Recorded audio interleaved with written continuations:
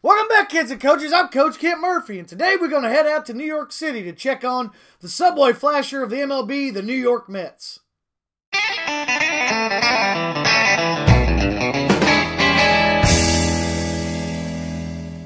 The Big Apple, the city that never sleeps. Unless a Mets game is on. Even the trash that lines the sidewalk of Queens crosses the other side when they see the Mets players coming. Things are so poorly run in the Mets organization that the fans are actually sending them money via Venmo to get them to spend it on better players.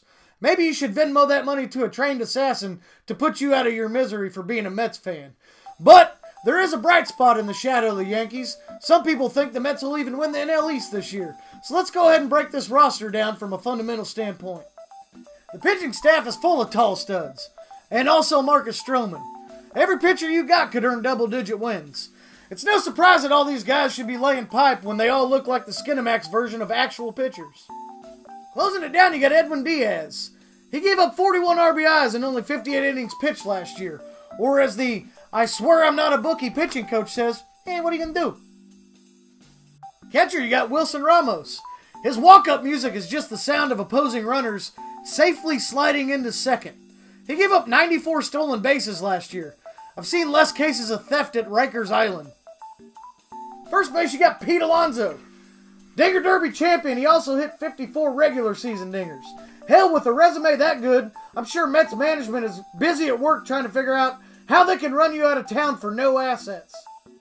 Second base, you got Robinson Cano.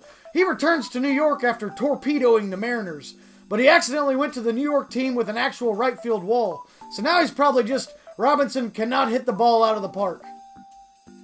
At third base, we got Jeff McNeil. He's 6'1" and 165 pounds.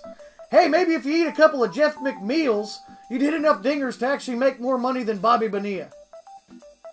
Shortstop, you got Ahmed Rosario. He's got the cleanest glove in the game because, well, it's never actually touched the dirt. He had 17 errors last year. They made a movie about his hand-eye coordination. It's called The Blind Side. In left field, you got Yoenis Cespedes. He's built like a short Shrek, but with all the injuries his body sustained, he's starting to look more like the Shrek musical that gives kids nightmares. Hopefully he can stay healthy long enough this year to hit some balls out of his swamp, or as you call it, City Field. Center field, you got Brandon Nimmo. He had more strikeouts than games played last year. I heard they're changing the engraving on the Statue of Liberty. Now it's going to say, give us your poor, your tired, and anyone who can pinch hit for Nimmo. In right field, you got Michael Conforto, who somehow made an all-star team in 2017, proving once again that fans shouldn't be allowed to vote on the all-star team. But hey, if things go bad, you still got Matt Adams on the bench. Hey, pal, you don't get that big from eating apples. You better get your act together, or you're going to have to change your nickname from Big City to the Big Uber Eats driver. You also have Dellin Betances giving your bullpen a boost. He finally completed that journey that so many New Yorkers have. Failing until you end up in Queens. Hey, I'm rooting for you, Mets fans.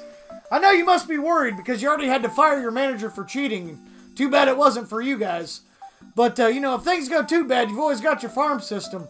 If things go real crazy, you can just call up Tim Tebow and have another guy on your roster who doesn't know how to throw or hit. Oh, it's a miracle. And it'll be a miracle if you guys win 25 games, which is my prediction. If you go full Astros, 26.